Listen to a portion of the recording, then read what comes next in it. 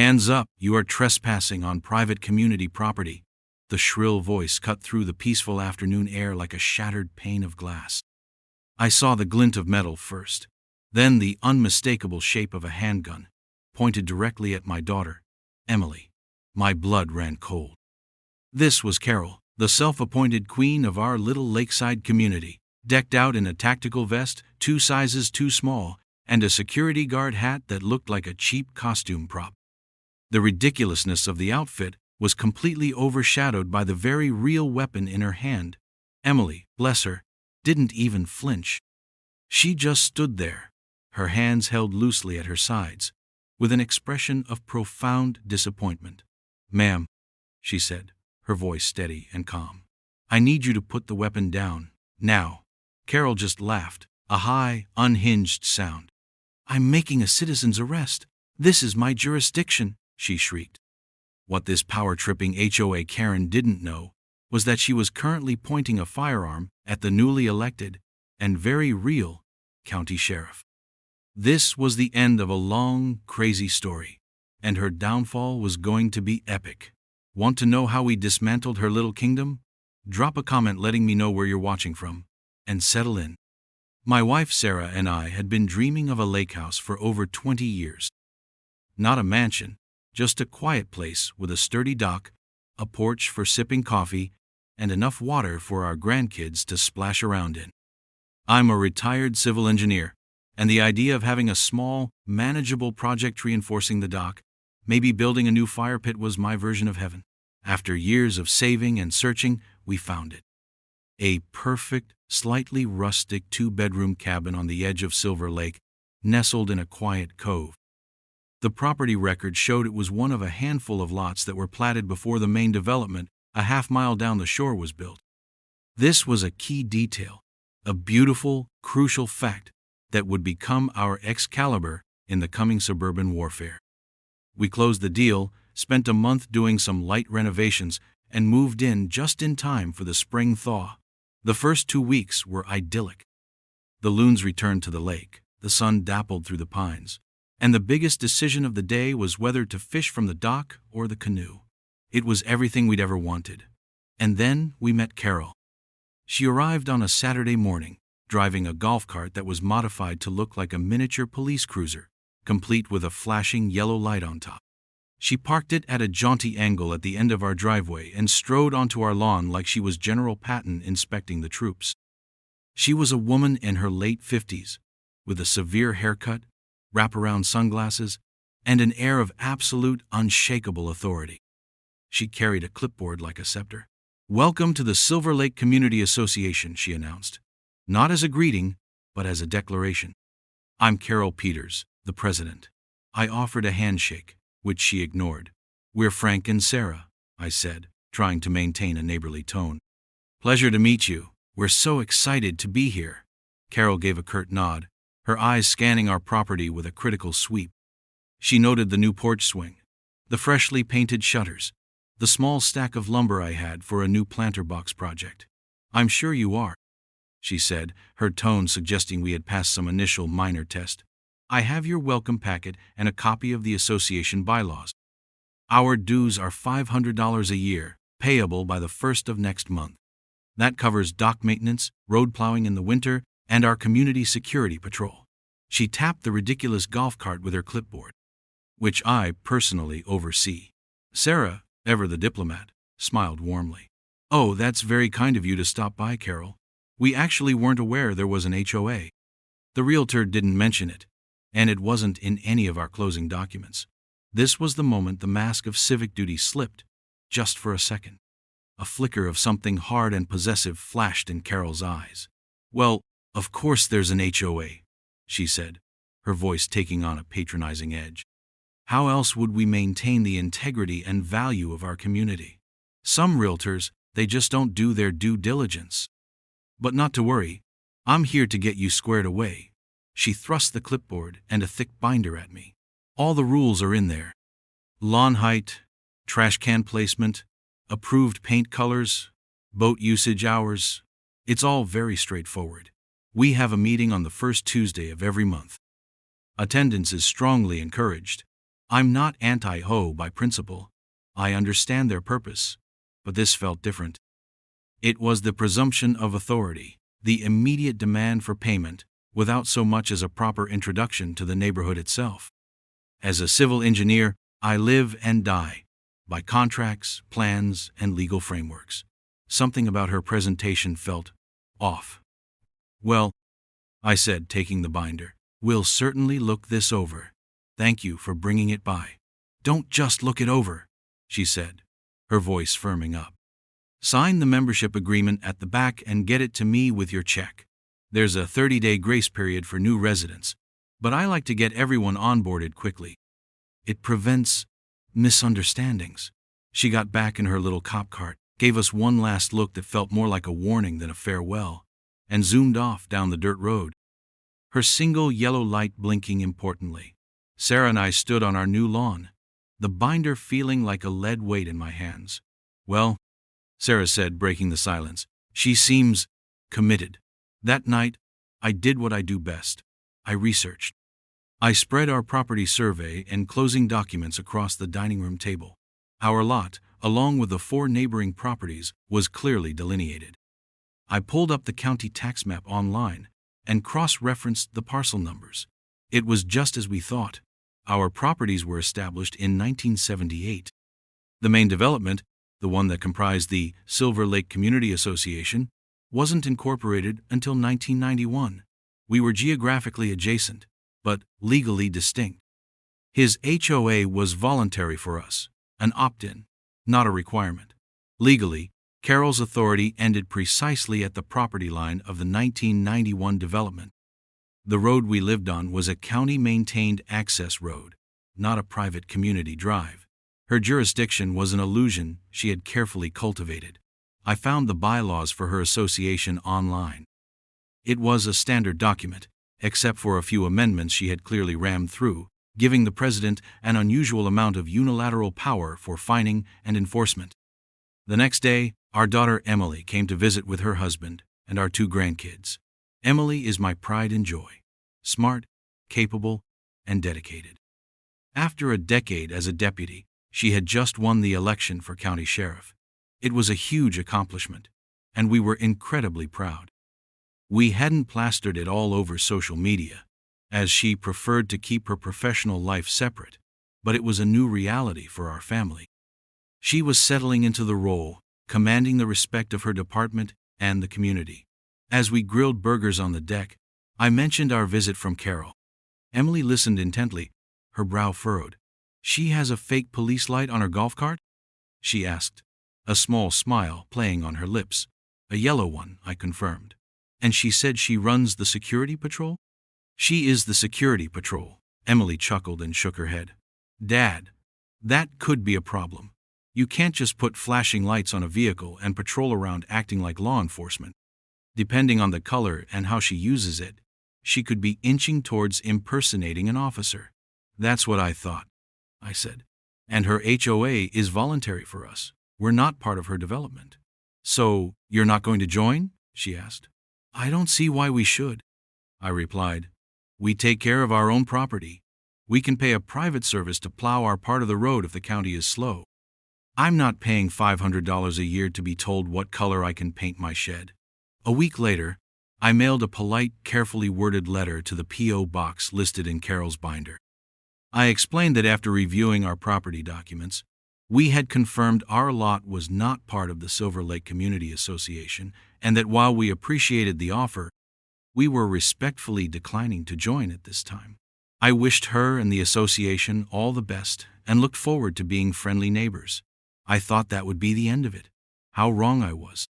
The first salvo in Carol's war arrived 2 days later. It was a crisp white envelope tucked under our windshield wiper. Inside was a form letter, a first notice of violation. Our crime? Unapproved landscaping materials. It cited the small, neat stack of cedar planks I had beside the garage for the planter box project. According to bylaw 7.4.2 of a contract we had never signed, all building projects required pre-approval from the Architectural Review Committee, which, I later learned, consisted of Carol and a terrified-looking retiree named Gerald. The notice included a fine of $50, with a warning that it would double every 7 days. The violation was not cured.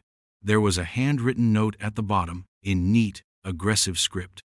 "This is your only friendly warning. We do things by the book here." The absurdity was breathtaking. She was trying to enforce the rules of her club on a non-member. It was like a local bowling league trying to fine me for using the wrong kind of golf ball. I didn't respond. I simply moved the lumber into my garage. I wasn't going to give her the satisfaction of an argument. I was treating this as a miscommunication, giving her the chance to realize her mistake and back down. But Carol didn't operate on logic. She operated on a fuel of pure, distilled entitlement. Her need for control overrode any sense of boundaries or legal reality. A few days later, the second notice appeared. This time, for improper waste receptacle display. We had left our trash can at the end of the driveway on Tuesday morning for the Wednesday pickup. As was standard practice for the entire county, according to Carol's private rule book, receptacles could not be visible from the road for more than 12 hours prior to pickup. Another $50 fine. I began to understand.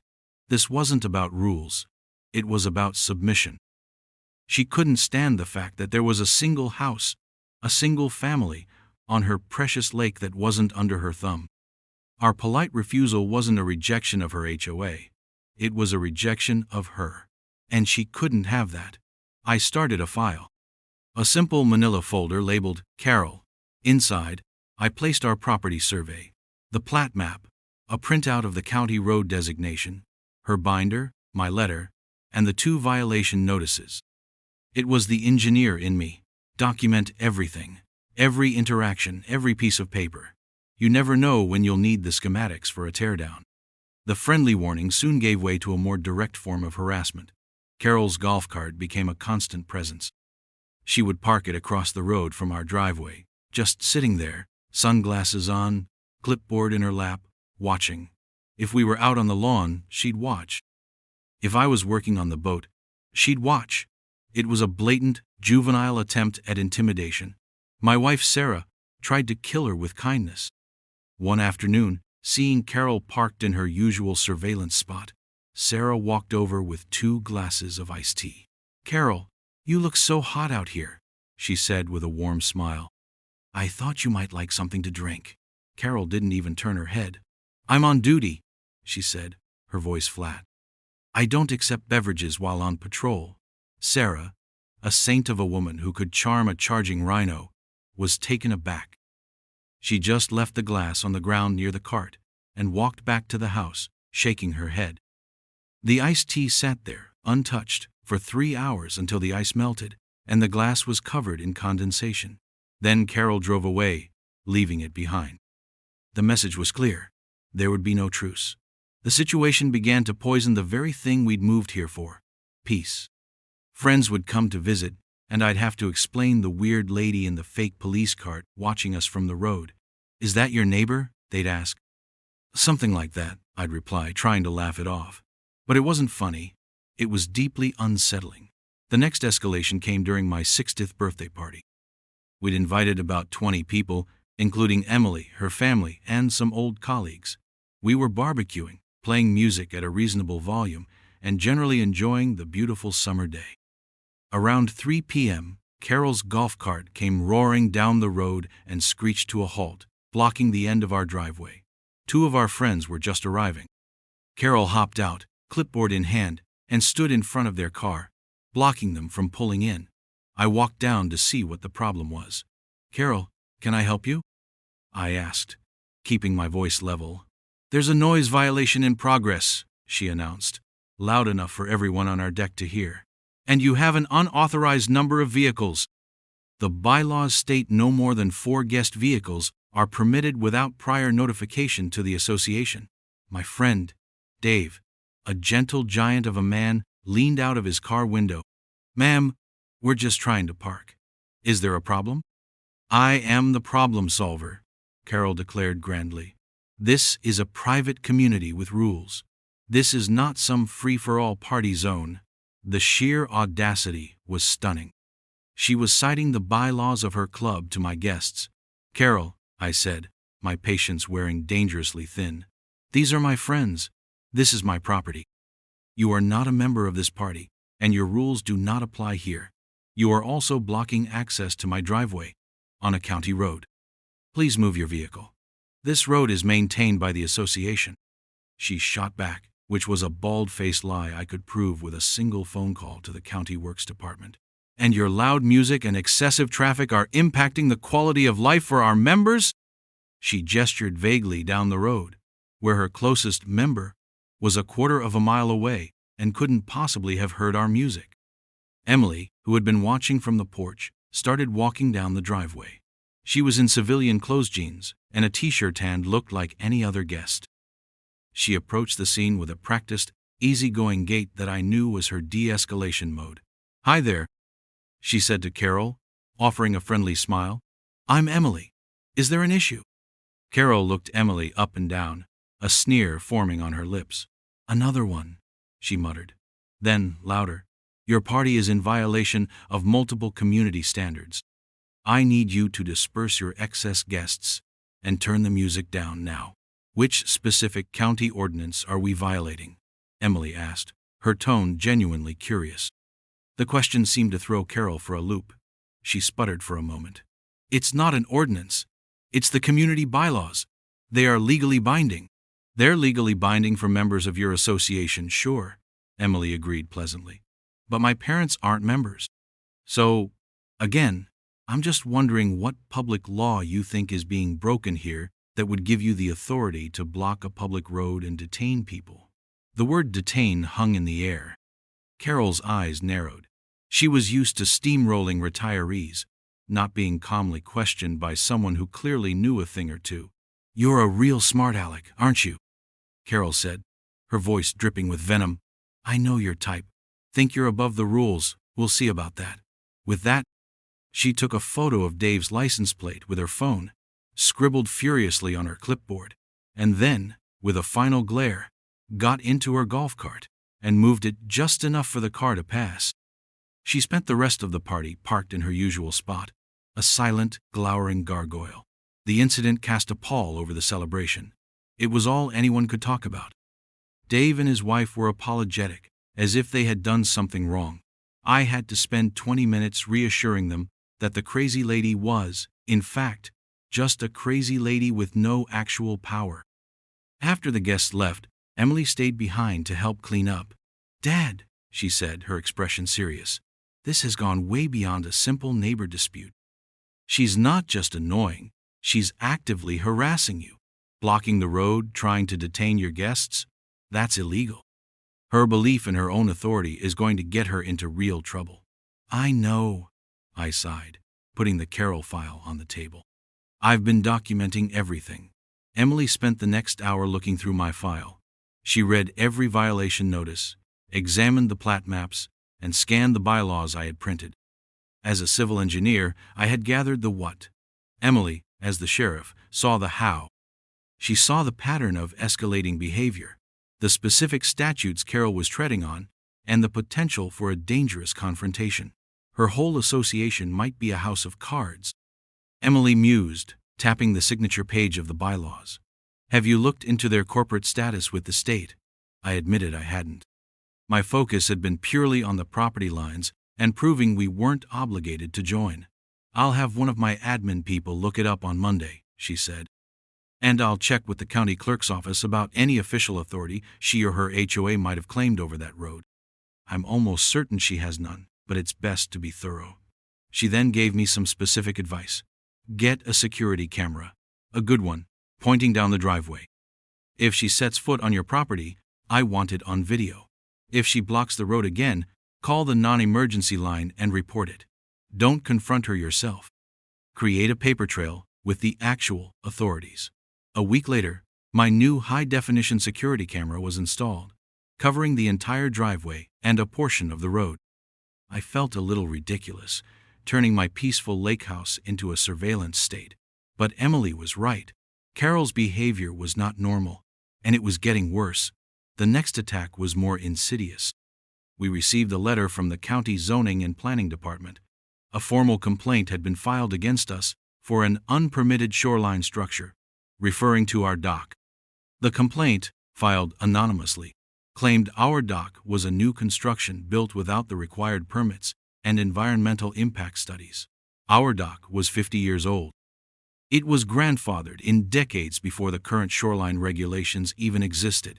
It was clearly noted on our deed and survey, but a formal complaint requires a formal response.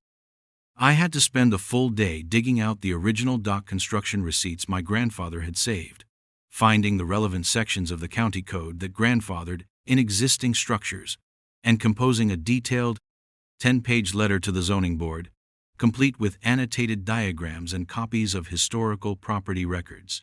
It was a massive, stressful waste of my time. The complaint was, of course, dismissed 2 weeks later, but the intent was clear. Carol, having failed at direct intimidation, was now turning to weaponizing bureaucracy. She was trying to bury me in paperwork and legal fees, hoping to make our lives so miserable that we would either submit or sell. The enablers were a curious part of the puzzle. I'd met a few of the other neighbors, the actual members of her association. Most of them were perfectly pleasant people who seemed to view Carol as a necessary evil. "Oh, that's just Carol," one neighbor, a man named Tom, told me when I ran into him at the local hardware store. "She can be a bit much, but you have to admit, the flower beds by the entrance have never looked better." He said it with a shrug, the universal gesture of resigned acceptance. Another woman told my wife at the grocery store, "She keeps the renters in line." We used to have problems with loud parties before she took over. They were willing to trade a measure of their own freedom for the illusion of order she provided. They enabled her by staying silent, by paying their dues, and by never questioning her increasingly erratic enforcement. Her husband, a quiet, perpetually startled-looking man named Gary, was the chief enabler. He was often seen in the passenger seat of the patrol cart, looking miserable, handing Carol her clipboard or a bottle of water. He never spoke, never made eye contact. He was a silent accomplice, a passenger in her slow-motion crash. What these enablers didn't see was that the system she had built wasn't for their benefit. It was for her own ego. It wasn't about property values. It was about power. And because we had refused to bend the knee, she had escalated her campaign from petty tyranny to outright malicious harassment. But her escalation was a mistake. She was no longer just a nuisance. She had declared war on a civil engineer and the county sheriff. She was bringing a clipboard to a gunfight, and she didn't even know it yet. The pieces were being positioned on the board, and her checkmate was coming. The anonymous complaint about our dock was the turning point. It shifted my mindset from passive defense to active offense. Carol had moved beyond simple harassment into what is legally termed malicious prosecution, using legal systems to harm someone without merit. This was no longer a game of notes and glares. This was serious. I called Emily the day I got the letter from the zoning board. Her response was immediate and steel-edged. "Okay, Dad, she's crossed a line.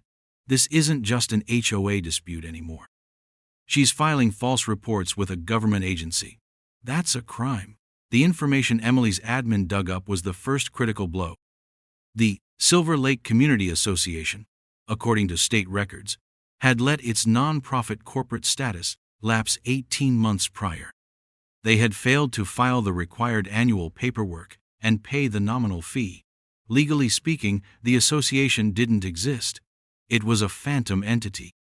All of Carol's actions, collecting dues, levying fines, signing contracts for road maintenance, were being done under the name of a defunct corporation. This was more than just bad bookkeeping. It bordered on fraud. "So, all those dues she's collecting," I asked Emily over the phone, "where are they going?" "That," Emily said, her voice grim, "is the $64,000 question. She likely has a bank account in the association's name, but if the corporate entity is dissolved, she has no legal authority to spend that money on behalf of the community.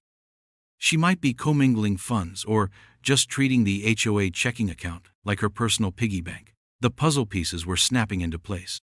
The over-the-top enforcement, the obsession with dues, the resistance to any oversight, it all pointed to a person protecting a secret cash cow. Our refusal to join wasn't just an insult to her ego, it was a threat to her income stream. We were a loose thread that could unravel her entire tapestry of deceit. Our next step was to find an ally on the inside. This proved easier than expected. My methodical response to the zoning complaint had not gone unnoticed. The zoning officer I'd corresponded with, a woman named Maria, was impressed by the detailed documentation I'd provided. When she dismissed the complaint against us, I sent her a thank you email. On a hunch, I asked if anonymous complaints of this nature were common in our area. She replied with a carefully worded email that was practically an engraved invitation. She said that while she couldn't discuss specific cases, her department had received a statistically unusual number of anonymous complaints originating from the Silver Lake area in the past 2 years, all targeting minor, unsubstantiated infractions. The complaints always resulted in a significant workload for her department, and had never once led to a finding of a genuine violation. She was, in short, sick of Carol's games. The final piece of the pre-confrontation puzzle came from an unlikely source. Gerald, the terrified-looking retiree who served as the other half of the Architectural Review Committee. I saw him one morning at the post office. He looked even more stressed than usual. I approached him cautiously. Gerald, isn't it? I'm Frank, from the corner lot. He jumped a little, looking around as if Carol might materialize from behind a stack of shipping boxes. Oh, hello, he mumbled, clutching a stack of letters. I just wanted to say, I'm sorry if my planter box project caused you any trouble, I said, keeping my voice gentle. I wasn't aware of the rules. Gerald's face softened with something that looked like guilt. It wasn't any trouble for me, he said, his voice barely a whisper. I thought the planter box looked nice. He looked around again, then leaned in closer. She just makes the rules up as she goes along, you know. There's supposed to be a vote. For fines, for new rules. But we haven't had a real meeting with a quorum in over a year. She just sends out emails saying things have been passed. And the dues? I asked, my voice low. The road plowing? The dock maintenance? Gerald sighed, a deep, weary sound. The plowing guy. His contract wasn't renewed last winter. She said she found someone cheaper. But then we got that big storm in February, and nobody came. She said the new guy's truck broke down. We were snowed in for 3 days, until Tom and I got our snowblowers out and cleared the road ourselves. The community dock has a rotten plank that my wife almost fell through. I've told Carol about it 3 times. She says it's on the repair schedule. Bingo. This was the smoking gun. Carol wasn't maintaining the community. She was gutting it. She was collecting fees for services she wasn't providing. It was a classic embezzlement scheme, hidden behind a thin veneer of HOA tyranny. I thanked Gerald for his time and told him that if he ever felt like things were getting out of hand, he should know he had neighbors who would support him. He just gave a sad, defeated nod and scurried away. I immediately called Emily and relayed the conversation. It's embezzlement, Dad, she said. She's using a defunct corporate name to collect money for services she's not rendering. This is way beyond impersonating an officer. This is felony-level stuff. The plan we formulated was simple and two-pronged. First, we would address the civil issue. I drafted a letter, not just from me, but on behalf of a concerned group of Silver Lake residents, even if that group was, for now, just me and the ghost of Gerald's courage. The letter was a masterpiece of professional takedown. It politely laid out the facts. The association's corporate status was dissolved. Any collection of dues or enforcement of bylaws under its name was legally void. It cited the state statutes for nonprofit corporations. Then, it detailed the specific failures in maintenance, the lapsed snowplow contract, the dangerously neglected community dock, and contrasted them with the 500 annual dues being collected from approximately 40 homes.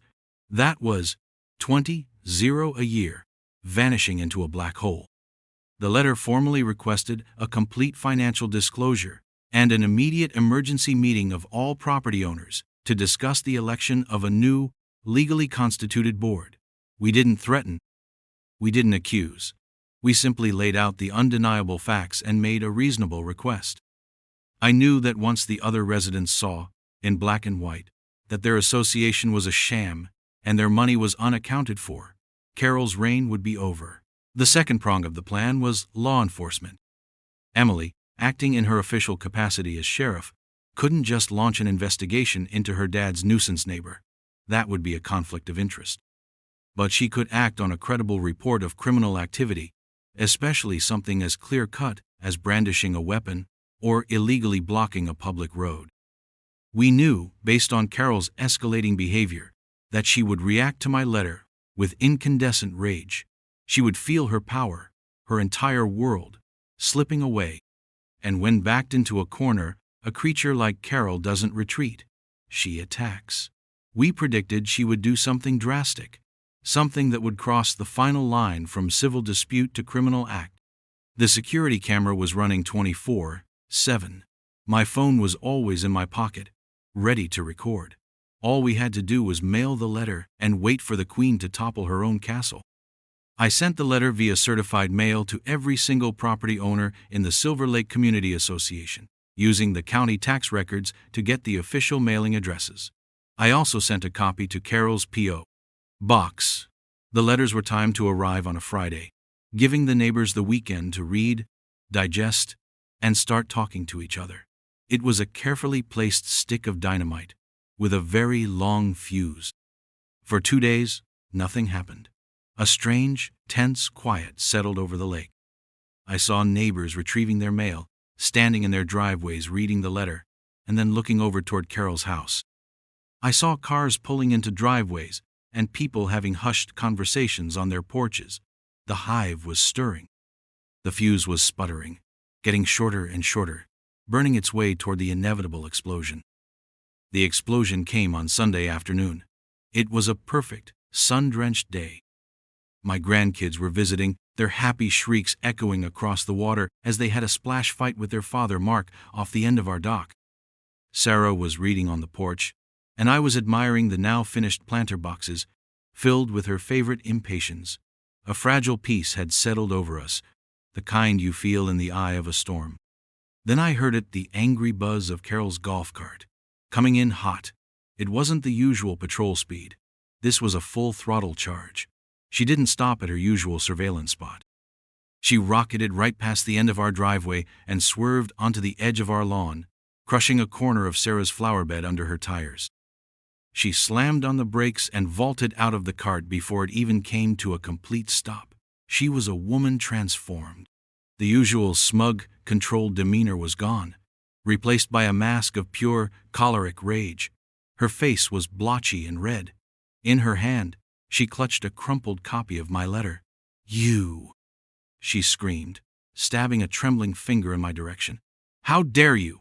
After everything I've done for this community, this is slander. This is libel." I had been prepared for a confrontation, but her level of fury was still shocking. I took a step off the porch, positioning myself calmly between her and my family. "Carol," I said, my voice deliberately calm, "you are trespassing. Please get off my property." "Your property?" she shrieked, her voice cracking. "This is my community. I built it. I protect it. And you come here with your lies, and you try to turn everyone against me." From down by the lake, I could see Emily looking up. She had heard the shouting. She said something to Mark and started walking calmly up the lawn toward the house. She was still in her swimsuit with a towel wrapped around her waist. She looked like any concerned mom coming to see what the commotion was about. Carol didn't even notice her at first. Her entire universe was focused on me. "You think you're so smart, with your letters and your statutes," she spat. "You have no idea how things work here. There are rules. I am the president." "You're the president of a defunct corporation, Carol," I said, keeping my tone factual. "The other residents deserve to know that. They deserve to know where their $20,000 a year is going." The mention of the money sent another jolt of rage through her. It was the nerve I had known would be the most sensitive. "It's all accounted for," she screamed. "It goes to expenses, legal fees, insurance, things you wouldn't understand." At that moment, Emily reached the top of the lawn and stepped onto the driveway. "Is everything okay here?" she asked, her voice carrying a note of polite inquiry. Carol whirled around to face her, her eyes blazing.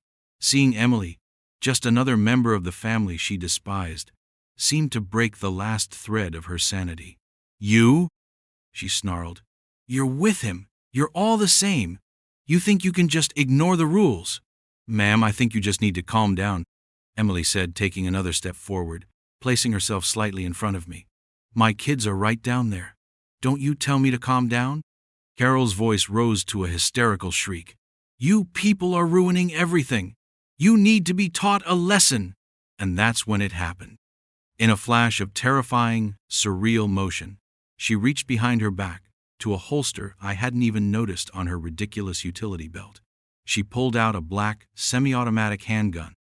It looked shockingly real and deadly in the bright afternoon sun. My heart stopped. Everything seemed to move in slow motion. Sarah gasped from the porch. My son-in-law, Mark, who had started up from the dock, froze in his tracks. Carol wasn't just pointing the gun vaguely. She leveled it, with a shaky but determined grip, directly at Emily's chest. "Hands up!" she screamed, her eyes wide and crazed. "You are trespassing on private community property. I am making a citizen's arrest." This was it. The moment we had anticipated but prayed would never happen. She had crossed the brightest of red lines. For a split second, I was paralyzed by pure animal fear for my child. But Emily was magnificent. She didn't flinch. She didn't gasp. Her entire demeanor shifted. The concerned mom evaporated, and in her place was the county sheriff. Her posture straightened. Her face became an unreadable mask of professional calm. She slowly, deliberately, raised her hands to shoulder height, palms open, in the universal gesture of non-aggression. "Ma'am," she said, and her voice was no longer polite or neighborly. It was a command. It was the voice of pure, undiluted authority that could freeze a prison riot. "My name is Emily Clark. I am the sheriff of this county. You are committing a felony. You are committing aggravated assault with a deadly weapon. I am ordering you, as a peace officer, to put your weapon on the ground. Right now." Carol just stared, her face a confused mess of rage and disbelief. It was clear the words weren't processing. She thought it was a trick, a bluff. "The sheriff?" she scoffed, a wild, unhinged laugh bubbling up. You're just some little tramp in a bathing suit. I am the authority here. I am President Carol Peters." Emily's response was ice cold. "I am the sheriff," she repeated, her voice dropping a register, each word a chip of granite. "And you, President Peters, are about 30 seconds away from spending the rest of your life in a state penitentiary. This is your last chance. Put the gun down." From down the road, I could hear the faint approaching wail of sirens. As soon as Carol had pulled the weapon, my quick-thinking son-in-law had dialed 911. The reality of the situation was barreling down on Carol, loud and fast. The sound of the sirens seemed to finally penetrate her rage-fueled fantasy. Her eyes darted from Emily's face to the approaching sound and back to the gun in her hand, as if she was seeing it for the first time. The color drained from her face. The gun, which she had held with such conviction, suddenly seemed to weigh 1,000 pounds. Her arm trembled violently. I was just," she stammered, her voice shrinking to a pathetic whisper. "She was trespassing. Drop it," Emily commanded, her voice like a hammer strike. Carol's hand opened. The handgun fell from her grasp and clattered onto the asphalt of my driveway. It landed with a heavy, final thud. At that exact moment, 2 county sheriff's patrol cars, lights flashing, screeched to a halt behind Carol's ridiculous golf cart, blocking her in completely. 2 deputies, young, fit, and serious, exited their vehicles with their hands on their own holstered weapons. They took in the scene in a split second. The woman who looked like a deranged security guard, the gun on the ground, and their boss, the sheriff, standing barefoot in a towel, looking completely in command. "Sheriff?" one of the deputies called out, his voice a mix of surprise and concern. "Are you okay?" "I'm fine, deputy," Emily said, never taking her eyes off Carol. "Please secure the weapon and take this individual into custody." The deputies moved with swift, practiced efficiency. One kicked the gun safely away and bagged it as evidence. The other walked up to Carol, who was now weeping, her body racked with shuddering sobs. "Ma'am, turn around and place your hands behind your back." Carol just stood there, frozen in shame and disbelief. "But I'm the president?" she whimpered, as if the title was a magical incantation that should have protected her. The deputy was unmoved. "You have the right to remain silent," he said, pulling her arms behind her back and snapping the handcuffs into place with a definitive click. As they led the crumbling, weeping tyrant to the back of the patrol car, she looked back at me, her eyes pleading. In them, I saw not a monster, but a deeply pathetic, broken person whose imaginary kingdom had just been annihilated by reality. Her reign was over, not with a bang, but with the quiet, final click of handcuffs. The aftermath was both swift and incredibly satisfying. The sight of Carol Peters, the self-appointed guardian of Silver Lake, being placed in the back of a real patrol car, sent a shockwave through the neighborhood. My certified letters had already stirred the pot. Her public, dramatic arrest was the thunderclap that followed the lightning. People emerged from their houses, drawn by the sirens, and stood in their driveways, whispering to each other, their faces a mixture of shock, confusion, and dawning realization. They saw the deputies, the evidence bag containing the gun, and my daughter, the sheriff, calmly giving a statement to one of her officers. The narrative of Carol as protector crumbled in an instant. The deputies who responded were the picture of professionalism. They handled the situation by the book, which was a relief to Emily. She wanted to ensure there were no accusations of a conflict of interest. She was the victim of a crime, and she acted as any citizen who also happens to be a highly trained law enforcement officer would. Once Carol was secured and transported to the county jail, one of the senior deputies, a man named Sergeant Miller, came to take my formal statement. He had known Emily for years, since she was a rookie. "Frank," he said, shaking his head as he looked at the crushed flowers and the ridiculous golf cart, "I've heard some HOA stories, but this is a new one. Is everyone all right?" "We are now," I said, gesturing to my grandkids, who were being comforted by their parents on the porch. The fear was fading, but the adrenaline still coursed through my veins. "Thank you for the fast response. Mark's 911 call was crystal clear," Miller said. "A woman is pointing a gun at my mother-in-law, who is the sheriff. That gets your attention." He took my statement, Sarah's and Mark's. The high-definition footage from my new security camera captured the entire incident in stunning clarity. Carol driving onto the lawn, the verbal tirade, the terrifying moment she drew the weapon and aimed it at Emily, and Emily's calm, authoritative response. It was irrefutable.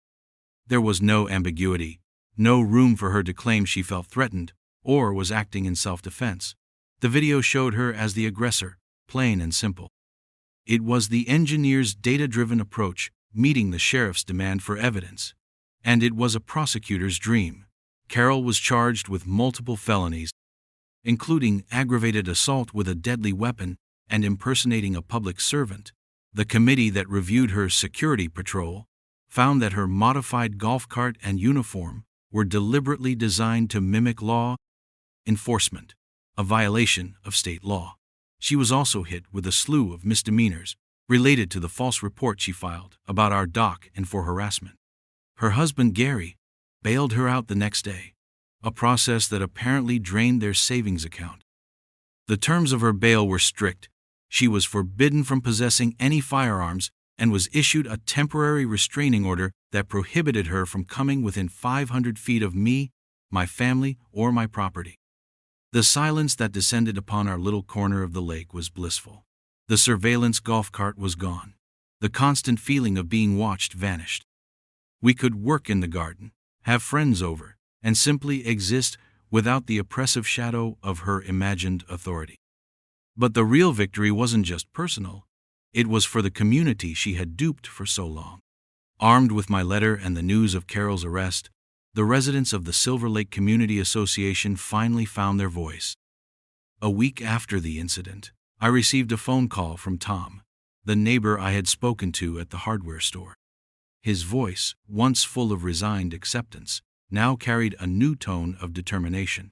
"Frank," he said, "a few of us got together after reading your letter. Gerald showed us everything.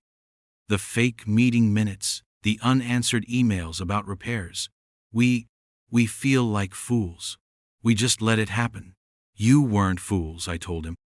"You were misled by someone you trusted to act in good faith." "Well, we're not being misled anymore," he said. "We've spoken to a lawyer. Your letter laid out the entire case for us. We're formally dissolving the old, defunct association. We're starting a new one, a proper one, with transparent books and an elected board that answers to the members. And we were wondering, would you consider being on the board, maybe as treasurer? We need someone who knows how to read a balance sheet." I was taken aback, but also deeply touched.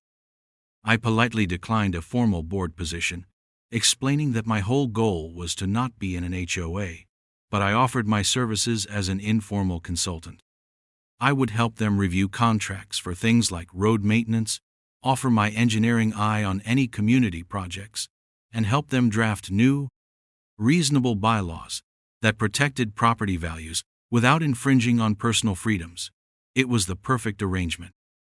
They got the expertise without the formal entanglement, and I got to be the helpful neighbor I had wanted to be from the beginning.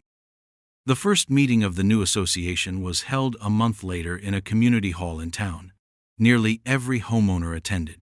They voted to formally dissolve the Phantom Association and transfer the remaining funds, what little was left after Carol's expenses, to a new, properly managed bank account. They elected Tom as the new president. His first official act was to propose a good neighbor clause, which simply stated that all enforcement actions should begin with a friendly conversation rather than a fine, and that disputes should be mediated by the board, not a single individual. It passed unanimously. They also voted to extend an official, formal apology to my family for the harassment we had endured. As for Carol, her legal troubles were just beginning. The district attorney, armed with our video and the financial evidence Gerald provided, moved forward with the prosecution. Faced with the mountain of irrefutable evidence against her, Carol's lawyer advised her to take a plea deal. She pled guilty to felony menacing and a misdemeanor charge of fraudulent business practices. She managed to avoid prison time, largely due to her age and lack of a prior record, but she was sentenced to 5 years of strict probation, a hefty fine, court-ordered psychological evaluation and anger management therapy, and 500 hours of community service. The most satisfying part of the sentence, for me, was the permanent injunction that barred her from ever serving on any board or in any fiduciary capacity for any community or homeowners association in the state ever again. Her reign, in any form, was permanently over. The final nail in her coffin was social. Shunned by the neighbors she had once terrorized, and facing financial ruin from her legal fees, she and Gary sold their house a few months later. They sold it at a loss to a lovely young family who was thrilled to be there. I never saw Carol again. My daughter, Emily, became something of a local legend, the new sheriff who, in her first few months on the job, had faced down a gunman while wearing a swimsuit. It cemented her reputation as someone who was unflappable, tough, and deeply committed to her community. For us, life on the lake finally became what we had always dreamed it would be. The peace we sought was no longer fragile, but solid and enduring, built on the foundation of standing up for what was right. We enjoyed our coffee on the porch, fished from our perfectly legal and safe dock, and watched our grandchildren splash in the water without a care in the world. Occasionally, a neighbor from the new functional HOA would stop by, not with a violation notice, but with a plate of cookies or an invitation to a potluck. We had found our community after all not by joining an association, but by dismantling a petty dictatorship and helping our neighbors build something better in its place.